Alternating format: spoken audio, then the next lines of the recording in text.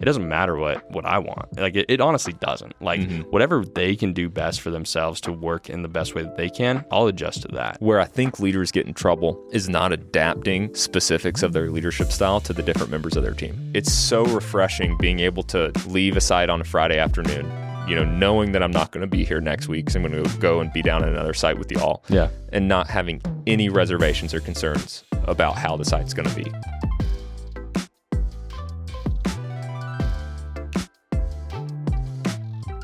Welcome back to Kiln Conversations, episode 13. Today I'm joined by Jake Jeffcoat, my counterpart, my friend, and the Kiln Meridian Director. Thanks for being on here, dude. You forgot mentor. Also, Yeah. Because I've been picking your brain all week, right? Yeah, exactly. You've been taking photos of my marketplace and sending it back to our front desk, all that kind of stuff. You're right. Yeah. No, that makes sense. Mentor, we'll throw that in there as well. Happy to be here. Yeah, thanks for being here, man. I really appreciate you coming down and getting to spend the week with us. I think it's pretty cool. And luckily with Kiln, you're able to kind of do this. You can go to other sites and you can learn so much by being in somebody else's environment. And it's just, how many sites have you visited so far? Oh, man. Quite a bit. I mean, almost all of the Utah sites. Yeah. I think the only Utah site I have left is Provo. So every other one. And then I have not been to the Colorado sites or the Arizona sites yet, and then including Portland. So I guess maybe 7 or 8. That's pretty good. I've bopped around too. Yeah, traveled a little bit. Yeah. My boy, who is 7 months old, has already been to 3. Yeah, he's probably traveled more than a bunch of directors have. Yeah. And all Kiln team members. I know. So he's racking them up. Good. Dude. We're going to try to get him to 5 before he's 1. There you go. We'll see. All right, well, we'll see. And by the way, cutest boy probably on the planet, I think. Thank you. Yeah, you guys did well. So tell me your experience here so far. What have you thought of St. George and Kiln St. George and the members here? And kind of, it's just been basically me and you running the show this week. And so we've kind of gotten to dive into a little bit of different things that we normally do, obviously, in our day-to-day. So what have you seen of this site, and what do you think of our members and kind of how things are operating here? Yeah, no, I think it's great. I mean, it's kind of like any kiln you go to, right? Especially if it's another kiln outside of your own state. Yeah. So they differ per market, right? Not just the location, but also the member base. And I think that's important. That's what we like about Kiln and why we get to visit Kiln. I think that's why members like to go around and see different kilns as well, is to not just interact with the different team there and see what this design of this building looks like, but also get to experience the market there and get to experience that membership base and the culture there as well. For sure. So St. George is definitely a little different than Meridian, but in great ways. Yeah.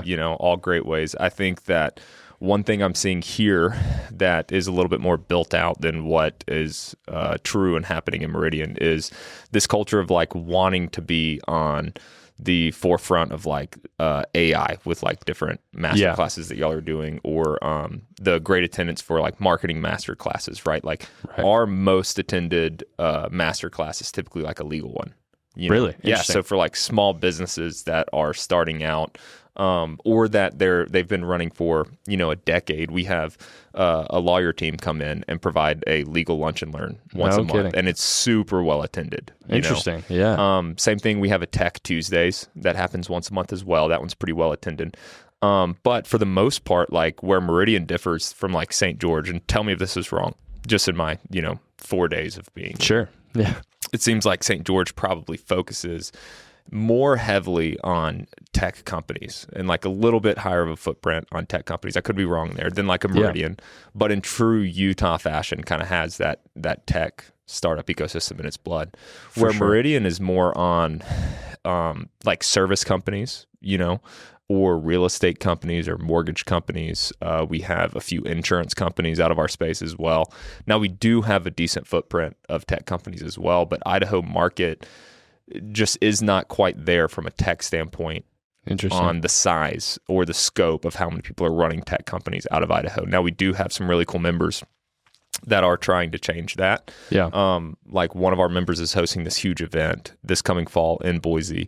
It's going to be down at the Boise Grove Center in downtown, a huge conference center that is specifically for tech startups in the Valley, and that's really great. Yeah. And so we're excited to see how that gets built out, especially as we're opening our Boise location next year in downtown. Yeah. I think that's going to change the market for us. And that's exciting because I think we're a little more similar than you think, honestly, because the tech scene in St. George, we're just tapping it, dude. Yeah. Like we do not. We're trying to bring in these tech companies to this town from obviously northern Utah, where it's a huge tech hub.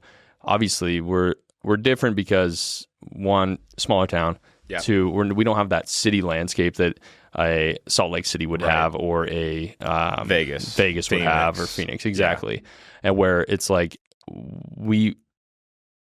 I think Boise and St. George have a very similar mindset in like we want to create jobs for people to be able to live here, because generally it's quite expensive actually to live here, and it's getting more and more expensive in Idaho too, you know, and so where that job market is going to shift to is going to be tech. And so that's what St. George is really trying to hone in on, is like, what tech jobs, what tech companies can we start here and keep here so that we can create jobs for our kids to be able to have something that they can continue to live in this town without having to get shipped off somewhere. Right. And so that's kind of where we're focusing on. And it's starting with companies that are startups, right? It's just a bunch of startup companies that are really trying to make it in the tech scene.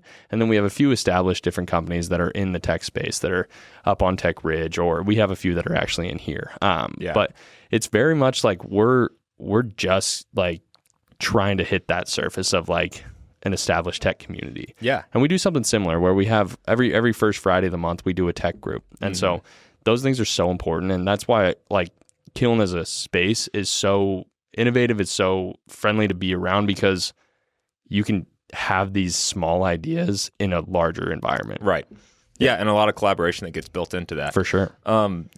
The cool thing that we have coming in Idaho, and it's kind of just now started and also ending at the same time. So, and I'll kind of explain what I mean by that, is we are a huge trade community in the Valley. So like commercial electricians, architects, construction, like all that is huge right now. And part of the reason it's huge is because there is a big investment going on into data centers in our area. So out of Kuna, Idaho, and then just on southeast Boise, Micron and Meta just built the two largest data centers in the West. And so we're super excited about that. I think they're both wrapping up this year. Micron is like, they're redoing a bunch of their offices down there. So it's kind of, realistically, it's more of like a 5-year build, but there's billions of dollars that are being invested there just in like the infrastructure of where tech kind of gets housed in those data centers. So I'm super excited to see what that leads to in the future, where if it kind of moves Idaho from maybe traditionally heavy e-commerce with like, agriculture, right? Where we distribute agriculture, not just wholesale to grocery stores, but we have a member out of our site at Meridian that has an organic farm, and he sends his stuff out through e-commerce, right? Okay. And that's pretty big in Idaho as well. Same with like beef companies that do the same thing, but also real estate. And so we're kind of moving away from that into this new world. And so I think we're positioned really well. Yeah, no doubt. To succeed in downtown. Because you bring something like Meta or something like, what was the other company? Micron. Yeah. That just, honestly, it's a spot for people to just kind of segregate to, right? Where it's like, oh, this company's here. They have a tech presence, so I can bring my tech company now, or I can start my tech company because of this presence of these larger conglomerates, right? 100%. I mean, I was in a meeting maybe a month or two ago with the head of economic development for Meridian. Yeah. So for the city, and he was just going over all the stats, and we were talking about how much growth has happened in Meridian over the course of the last decade, and really the last 5 years since the pandemic. For sure. And it's just blown up, and they're expecting to do another 24% population increase over the course of the next few years, and then double that again over the next few years, and essentially not seeing population growth slow down for another decade and a half. Which is crazy. It's insane when you think about it. And so the market's growing, which means the entrepreneur community is growing. Small businesses are going to grow. The enterprise presence is going to continue to grow, which I think for us, that might be the biggest differentiator at Kiln Meridian compared to maybe other sites, is we do have a big enterprise presence there with like Aflac. We've done a lot of work with Verizon in the past. We have HPE out of there. One time we were the national headquarters for the Better Business Bureau was out of our site, and so we do kind of have that presence there where we're trusted by these big Fortune 500, Fortune 100 companies. For sure. So, and do you think like Kiln in general, like they are And what I'm noticing here in St. George is the same thing, where Kiln is positioning itself a little bit ahead of the curve, right? Like this site here is probably 3 or 4 years away from that like big step, right? Where it's like Kiln, but what they're doing is they're positioning themselves prior to that boom, so that then that when that happens, we're already an established like known brand, a known company, and so then they trust you because of that. Do you see that same thing? Oh, 100%. And I think the coolest part about Kiln is that we really follow this adage of like marrying the mission, but dating the solution to the mission, or dating the way you want to solve your mission. Yeah. So like the mission is provide a space, for companies to come in to elevate their lifestyle and performance of the teams and the individuals, right? How we do that has evolved over the course of the last several years, and it's going to continue to evolve, And I think that's what's going to continue to keep us ahead of the curve. For sure. And that's what I kind of want to get into is what in your opinion, because you've worked for a coworking company prior to coming to Kiln, what differentiates Kiln among these other competitors, would you say? Yeah, I think the intentionality of the design. Yeah. It's huge. I mean, it's pretty standard to also give the answer of like the people. Sure. Right. And that is true. Which it absolutely is. It's very much true at Kiln. That's also true a lot of other places. Right. That was true at the coworking company that I came from. Yeah. Amazing talent out of the Southeast. It was so many people wanted to work there. And it's the exact same thing at Kiln, but I think the intentionality of our design with that, and combined with that, plus the hospitality aspect that's involved, is what's going to continue to set us, ahead of the curve in the industry, right? No doubt. When I look over like a test fit, or like a floor plan, the first time I did it at Kiln, I was taken aback by like what these little etchings and markings were all throughout the space. Yeah. And I had to ask someone, I was like, what is this? And it was the plants. So it was like, where the plants. Right. So if you've never been to a Kiln, all of our sites have hundreds of plants throughout the space. And on the design, so on the floor plan, those plants are designated where they're going to go to make the best experience for the members, but not just the plants, also the tchotchkes on the shelves, where skylights are, where that kind of stuff is. Like even down to, at Meridian, it's so cool. We have all of our light fixtures are circles of some sorts. Same here. Right. And so the aspect of that is that it breeds more creativity. Yeah. That circles promote creativity. So you'll notice that all of our light fixtures are circles. Right. And I think that level of intentionality combined with hospitality and the team is unmatched. Yeah, and I 100% agree. And you could tell that there's so much research that goes into that, where it's like these studies keep getting done about what's going to make somebody work in their best environment, right? And it's a spot like Kiln where you have this design, you have these like just talking about circles and light fixtures. Like nobody else would think about something like that, but it like genuinely impacts people's day, like when they walk through this building. And it's something that we see consistently. And I'm sure you guys get that same feel where you have a new person walk through the door and it's like Disneyland to them. Like, it's like, I haven't seen something like this, and I haven't seen something that makes me feel like this other than going to something like Disneyland, you know? And it's like, that's kind of like what we want to see. It's like, we want to be the Disneyland of office space. You know what I mean? And it's like, from the snacks to the events that we throw to the programming that we do, like, we want to make sure that your experience is as good as it possibly can be so that you can be your best business self. You know what I mean? 100%. And not just like with the way it's designed, but also with the way we interact with members as well. Right. This is an example and an anecdote that I've used with my team, I don't know, probably 5 or 6 times over the course of the last year and a half or so. So they're probably tired of hearing it. But it's this concept that I got from Disney World, and it's this article written, and if you haven't read it, I encourage you to go read it. But it's titled, "What Time is the 4 o'clock Parade?" So when Disney is, and I'll kind of give you the backstory behind it. When Disney, one thing that they do, and I'm from Georgia, and so I'm focused on Disney World. I've never been to Disneyland. And I'm a land guy. It's not as good. Disneyland's not as good. It's subpar. That is, but it is what it is. One of the biggest questions that park workers and park employees get down in Disney World is, what time is the 4 o'clock parade? Now, you would expect anybody, you would expect that to be the answer. Right. And you'd expect that, anybody that's asking what time is the 4 o'clock parade, like, what kind of question is that? Seriously. Yeah. But the way they train their park members is to find the question behind the question. So they're not 99% of the time, they're not really asking what time does the 4 o'clock parade start, right?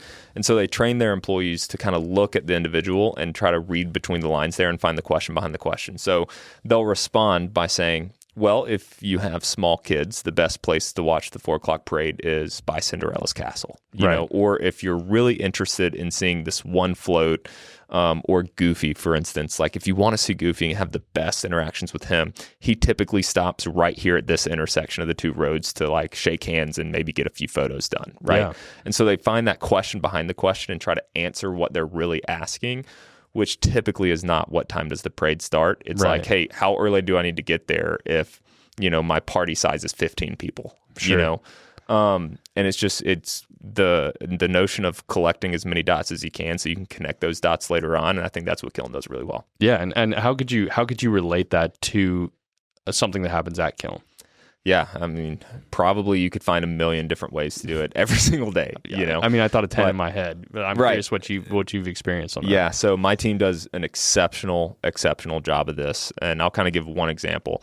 It's kind of like we call them member delights, you know, where we have this opportunity to surprise members with stuff, to gift them with stuff as well.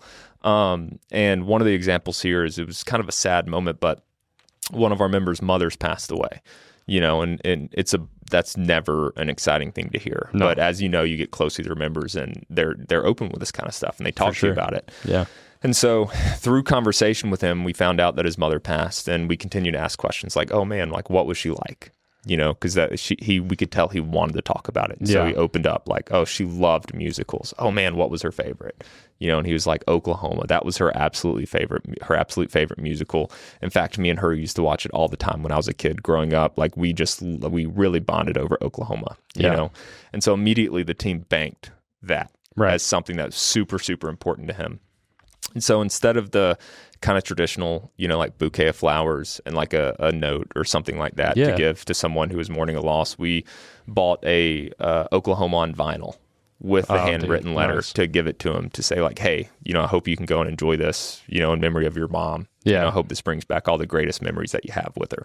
And he was so moved by it, he got up and shared it at his eulogy as well, the eulogy he gave for his mother as well. And so it was cool to make that impact, not just to him, but also to everybody that was at the funeral as well. Yeah. And it's just the principle of like multiplied impact. You know, you impact 1 or 2 people a day, but then they go out and impact 1 or 2 people a day. And next thing you know, an entire market's changing because your team or your business did one thing for 1 person or 2 people that day. So for sure, it's pretty cool. That's a really cool story. And it just goes to show like what our jobs actually are, right? Like we're not necessarily here to sell office space. We're not necessarily here to look at a P&L all day long. We're not here to make sure the budget's like, obviously that stuff's important. It's part of the job, but our job is to just impact other people. Yeah, I couldn't agree more. I think that if you were to poll any person at Kiln on a community team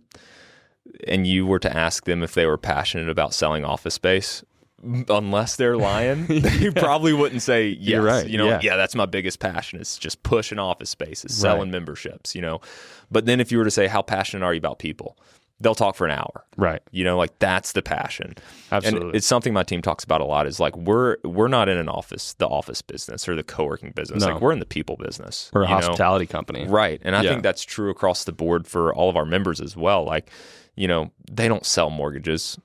Like they're in the people business. They build relationships. They don't sell homes. They're in the people business. They build relationships and make connections, you know, and you can kind of go down the line there about no matter what industry you're in the people business. And if you get the people side of that right, you're gonna have a winning P&L. Like you're gonna succeed. Right. And we'll check off all the other things for sure. Yeah. It's funny. We talk a lot about on this podcast in general, just a lot about sales. Right. Yeah. And every time when we get down to it, sales is it's a relationship. You're selling relationships. You're not selling what your product is. You're not selling your office space. Right. You are creating this relationship that then produces something else, right? But it's always that first. And nobody will succeed without that, right? And that's something that Kiln does just so well. Where I kind of want to pivot into is I feel like you and I have general same kind of leadership style where what we want to do is we want to make sure that our team is the most comfortable. Yeah. As comfortable as they could possibly be, while also creating their best work environment for them. It doesn't, honestly, and tell me if you agree, it doesn't matter what I want. Like, it honestly doesn't. Like, whatever they can do best for themselves to work in the best way that they can, I'll adjust to that. Right. Are you kind of like in the same boat? Yes, very similar. Yeah. I think it's one of those things where when you look at leadership, you first want to say like, hey, what development opportunities are out there for them that they actually want? For sure. know? And that doesn't all the time mean a promotion or a new title, but it could just be, this person's not great at having difficult conversations. They want to get better at difficult conversations, and I want to encourage them to get better at difficult conversations. Right. And so that's something that we'll focus on. But the same thing that I think, just going along what you just said, where I think leaders get in trouble is not adapting specifics of their leadership style to the different members of their team. Yeah. So right. if I were to speak to, one person on my team and then go off and speak to another person on my team the exact same way, or bring something up, right? They're going to take it in two totally different ways. For sure. Like, one person might really like super abruptness, be as short as possible, just tell me the ABCs of it and move on. Right. Another person might be a little more delicate. Yeah. And if I go in and approach it just as abrupt as possible with them, they're going to walk away feeling like they're the worst person on the planet, like they suck at their job, like they're going to get fired. And so you have to be able to walk that balance. And it's the same way about, like, if someone on my team needs to be able to get out of the club desk area for a second and go and sit in a conference room for an hour and knock out all their deep work, they should be able to do that. No doubt. And I let them do that. And it's to a point where they shouldn't really have to ask. Just, throw it on your calendar and go and do it. Right. Absolutely. That's not necessarily how I operate best. I like to be distracted, but I also like to distract others. So I oftentimes have to rein myself back in on that. What does your team call you? The chief distraction officer. Yeah. Yep. That, and honestly, like, leadership is like a fluid concept all the time. I think I think leaders that struggle the most are the people that stick with one thing. Yeah. Right. Agreed. And you have to be fluid, and it's the sign of somebody that is mature enough to realize that you don't know all the answers. Yeah. Or I don't know how, like, what's best for you. You know what I mean? It's like, I don't know. I don't know what's best for you. You tell me and I'll adjust to that. You know what I mean? No, I couldn't agree more. I mean, it's tough as like a director, because as a director, you're owning all the different functions of your business, right? So it's like you have the sales side and the revenue side and the finance side, but you also have the experience side, right. And you have the retention side, and you have, all these different functions that you're leading. But then you put people in the right seat on the bus, so on your team, to be able to completely take that on, right? Sure. And you say, hey, I trust you for my case. Like, I'll just use like Hannah as an example for experience and Grace for success. Shout out. Yeah, shout out to them too. Like, Hannah, I trust you so much on experience that even though I'm ultimately responsible for how this goes at the site, I want to give you as much control and creative freedom as possible to go and run with it. Because at the end of the day, she's way better than I am at experience, Yeah. And I can say the same thing about Grace with success. It's like, hey, at the end of the day, like, I'm responsible for making sure that our numbers are looking good, right? But I'm putting so much trust in you that I'm handing this off, and you're going to go and run with it. And for one, like, that's incredible growth that you don't get at most companies. It's so true. Being able to kind of take on a function of the business and run with it. No doubt. Yeah. And I couldn't agree more. I think that that's where you see the most successful teams, right? And it's for some people, it's hard to do. It's hard to let go of that control. It's hard to let go of, like, I know I'm responsible for this, so I have to do X, Y, Z, and I have to manage this and this and this. And it's like, be as confident as you possibly can in your people, and they will reciprocate that back to you. 100%. And if you do it the other way, it leads to burnout for yourself. Yeah. And a team that doesn't feel like you trust them. Exactly. I think a good litmus test. Have you heard of the 2-week vacation test? Yeah. So it's like, I'll just recap it for anybody that doesn't know it. It's like, it's mainly for any like business owner, but it's the same thing for anyone that runs a business, right? Yeah. You should at some point take a 2-week vacation. Now, as you're leading up to that, make sure that systems are in place, and processes are dialed in. You can't just open and then take a 2-week vacation. Right. But take a 2-week vacation and just see how your team does. when you're gone. Yeah. You know, don't answer your Slacks. Don't check your emails. You know, don't worry about your work calendar. Just completely disconnect. Yep. You know, and I think as a team becomes more mature and as you put more leadership opportunities in front of your team, that 2 weeks is going to get way better. You know, and it's going to get way easier. So for sure. me, like being down here in St. George all week, my side has not skipped a beat. Right. You know, like it's so and it shouldn't, right? Right. It's so refreshing being able to, you know, leave a site on a Friday afternoon, you know, knowing that I'm not going to be here next week, so I'm going to go and be down at another site with y'all. Yeah. And not having any reservations or concerns about how the site's going to be. Because I know that Hannah and Grace and Emily and Angela and the team there are just going to knock it out of the park. And at the same time, I'm not going to be there, which means they might get even more done. You know? Probably, right? So that's also a great aspect. That's so true. Like, and luckily our team was able to take that test here this year, and so like I was out of town for about 3 weeks, and honestly, probably things ran better when I was gone. Right. And I was like, you guys, and this is the point, right? It's the point of a leader is to get your team to a certain point where you are just there in a supporting role. Yeah. You're like, what can I do to help you? Right. Because they are so dialed in to know their processes, their procedures, and their job just so well that it's like something that you don't even think about. And it's just like, what can I do to support you at this point? Right. You know? Yeah. And you step in when needed. Exactly. Yeah. What do you think about St. George? St. George is awesome. Yeah. It's hot. You've been on a few hikes and check out Zion and Dixie Rock and all that stuff. Yeah. Yeah. I've done all of it. It's hot. It's a desert. Like we in Idaho say that Boise's like a high mountain desert. And I guess technically it is. It's not a desert like this, dude. No. It's not. Like I was going to bed last night and I felt like a raisin. Oh, dude. You know, like, so dry, especially No being from Georgia where it's like 170% humidity at all times. Like you walk out and you feel like you're breathing in hot soup. You know, here it's like you walk out and you're breathing in sand. You know, like you are. Yeah, it's crazy. Yeah, it's like crazy. You are breathing in sand. Yeah. Yeah. No, but I love it. I mean, I like this size town. Yeah. You know, there's enough to do. Yeah, enough to do. But it's not overran. Right. And it's great food, great people. Yeah. I understand why Kiln St. George is doing such a good job in the just few months it's been open. Yeah. You know, I think it's a great market for us, and the people are awesome. Yeah, it's a really good place, and honestly, we love it. Love being here. Anything else you want to say? No, man. I think I'm good. Yeah. You know, I'll let these people just kind of stop hearing my voice. No, dude. So. They're gonna like you because you're the first Southern person we've had on. Hey, there we go. The podcast. Now. So we need to add more. People are just gonna get the listen to the audio clip of it instead. They don't want to see our mugs on. Nice. There, so nice. But cool, man. Well, thanks for being here. Thanks for doing this. We love having you here. So come back anytime. Will do, man. I appreciate it.